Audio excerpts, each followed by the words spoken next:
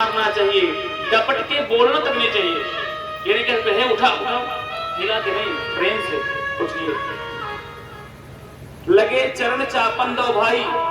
जब गुरुदेव भगवान को जगाना होता है विश्वामित्र जी महाराज जी को ना या वशिष्ठ जी को, तो भगवान श्री राम और लक्ष्मण लगे चरण चापन दो भाई, दोनों भाई चरण पकड़ के हल्का हल्का चापते हैं, पैर दबाते हैं।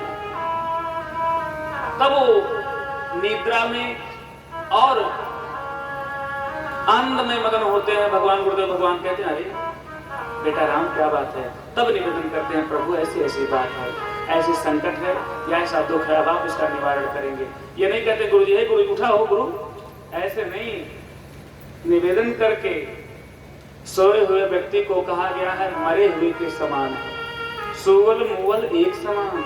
इसीलिए कभी भी भोजन आसन पर बैठ करके ही करना चाहिए, अपने बिस्तरा पे या तख्त पे बैठ के भोजन नहीं करना चाहिए। जितने लोग करते होंगे कान खोल करके सुन लीजिए ध्यान से। कभी भी जो लोग जिसपे या तो आप चौकी बना लीजिए उस पर सोए ना, केवल भोजन किया जाए तो आप खा सकते हैं, भोजन कर सकते हैं। और पहली बात तो ये बता दें भोजन को लोग क्या कहते हैं, खाना। जो लोग खाना कहते हैं बता दें खाना और भोजन में अंतर क्या है। अब ऐसे बातें हैं याद आते चले जाते हैं। खाना इतना अशुद्ध लैंग्वेज है कि आपको इतना क्रोध आ सकता है कि आप एक व्यक्ति को मार डाल सकते हैं। जैसे आप भगवान का चरणामृत लीजिए और प्रसाद पा रहे हैं, कितना सुंदर चीज है, कितना दिव्य तत्व है। और कोई व्यक्ति कह दे का हो अपने बाप का पिंडदान करके आ रहे हो क्या, अपने बाप के मरने में घड़े में कलश में जल डाल के आ रहे हो क्या, वही लिए हो क्या, कितना गुस्सा लगेगा। तिलांजलि देके आ रहे हो, इतना बात कहते आप मार डाल सकते हैं।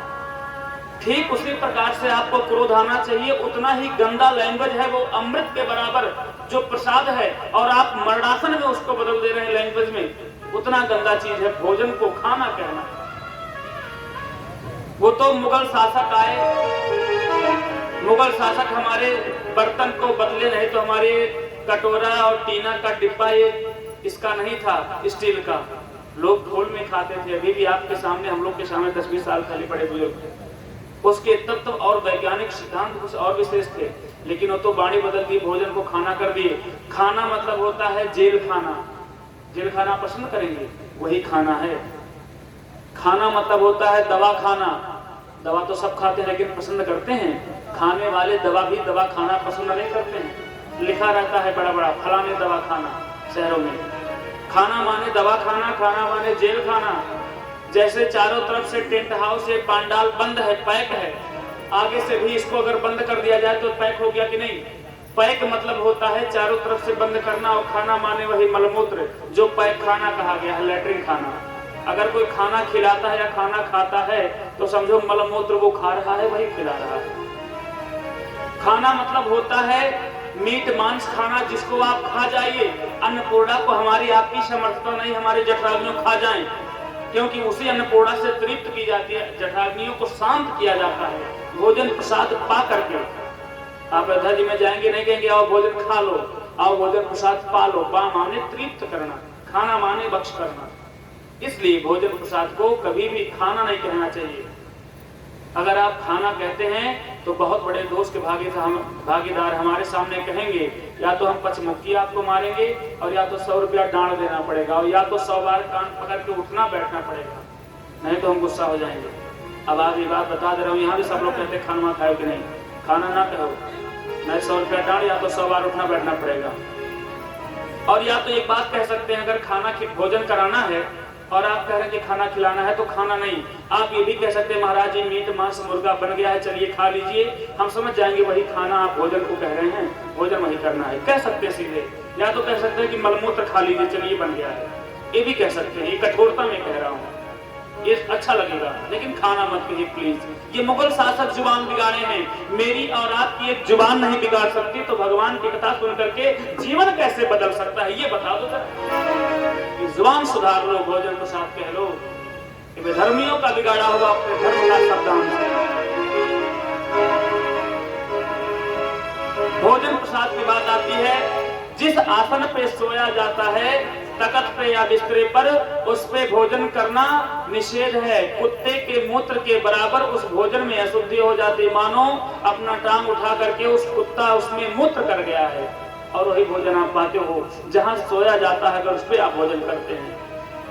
और जहां पर नौ नवीन दुल्हन बहुरिया आकर के दुल्हन दुल्हा भोजन करते हैं अपने बेडरूम में बैठ करके, उसको कहा गया है वासना तृप्तो अशुद्धो, अशुद्ध ऐसा होने वाला जहां पर वासना तृप्त किया जाता है, उस बेडरूम में बैठ करके दुल्हन दुल्हा जो भोजन करते हैं, ऐसे मूर्खों को बता दो कि वहां भोजन करना गधे के मल और मूत्र दोनों मानो उसमें पड़ गया हो, वही भोजन वो कर रहे हैं।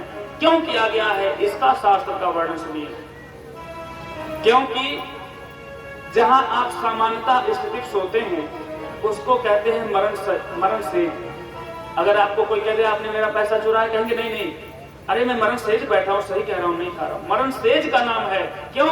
किसी संत महात्मा ने कहा है नींद अल्प मृत्यु है, मृत्यु कन्फर्म नींद है। हम लोग पर डे सोते हैं, समझो सोते समय उतने क्षण के लिए मर जाते हैं। नींद जब हम लोग लेते हैं तो नींद अल्प मृत्यु है, यानी कि जितने समय हम सोते हैं नींद अल्प मृत्यु, यानी कि कुछ समय के लिए मर जाते हैं। और जब हम लोग मर जाते हैं नींद अल्प मृत्यु है, मृत्यु कन्फर्म नींद है। जब हम लोग मर जाते हैं तो समझो हमेशा के लिए आराम कर रहे हैं, सो गए। इस मरण सेज पर बैठने के परिप्रेक्ष्य में मरण सेज कैसा? जब हम लोग मर गए तो मरने के बाद किस पे जाते हैं? बांस की टिट्ठी लगती है, उस टिट्ठी को कोई छूता नहीं है। अपने बच्चों को मना करते हैं लाश ना छूना, टिट्ठी ना छूना, उस पे आप छू नहीं सकते। और आप इस चिट्ठी मरण सेज पर बैठ करके भोजन कर रहे हो, इसलिए अशुद्ध हो गया। ये आर्ष ग्रंथ में इसका प्रमाण है, इसको सुन लो। और जो लोग आसन पर बैठ करके भोजन प्रसाद वहां करते हैं बेडरूम में, उनके लिए गधे के मलमूत्र के बराबर क्यों बताया गया है? क्योंकि वहां पर महिलाओं का प्रसव पीड़ा होता है, वहां पर संतान सुख की उत्पत्ति की कामना होती है, वो अशुद्धि आसन कहा गया है उसको। क्योंकि वहां पर हम लोग वृद्धावस्था में हैं, यहाँ सो रहे हैं, अकेले हैं, कोई बात नहीं, पत्नी परिवार बच्चे नहीं है, लेकिन वहां पत्नी के साथ में विहार किया जाता है, इसलिए अशुद्ध मान करके उस पे गधे के मलमूत्र के बराबर उसको भोजन कहा गया, इसलिए भोजन नहीं करना चाहिए। मारने के परिप्रेक्ष्य बात आती है।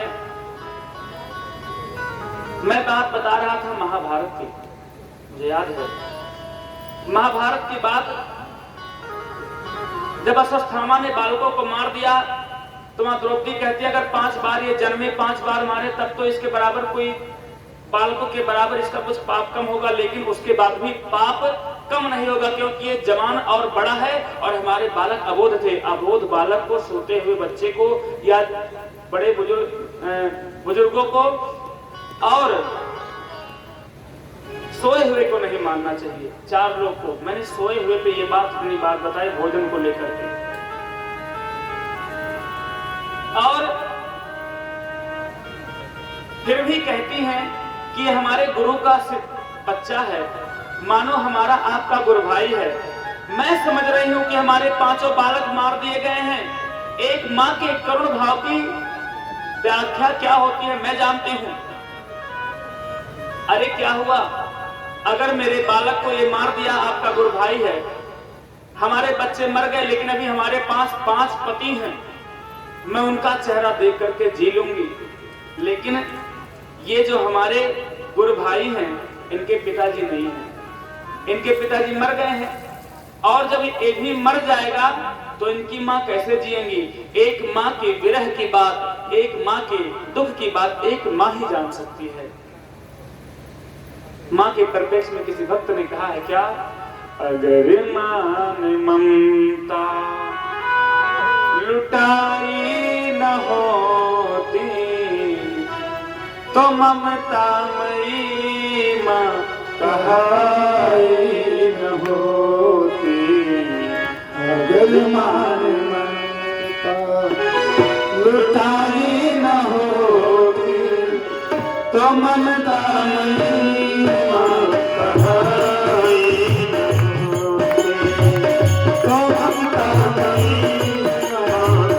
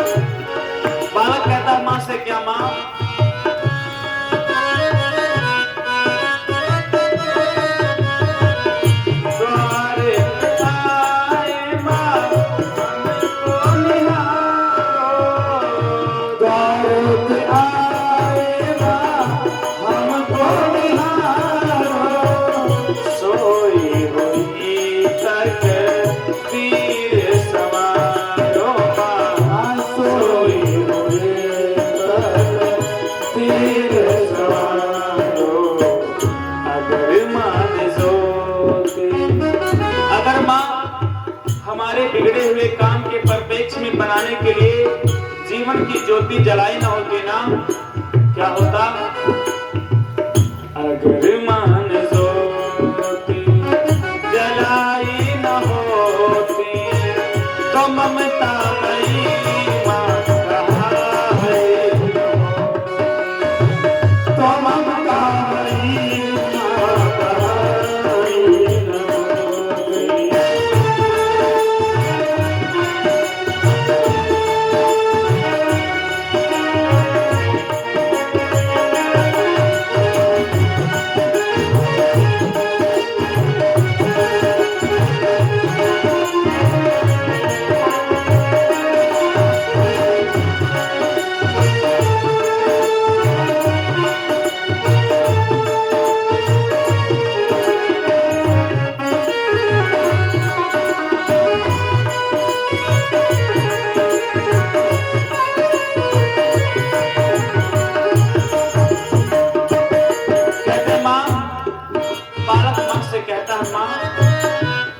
स्वभाव का हो ही जाती है माँ से और बच्चों से। बच्चा माँ के परिपेक्ष में गलती कर जाता है, लेकिन माफी मांगने के लिए कहता है क्या? माँ आपको क्या करना, आप गलती हो जाएगी क्या करेगा? फटकार देना माँ, फटकार देना, फटकार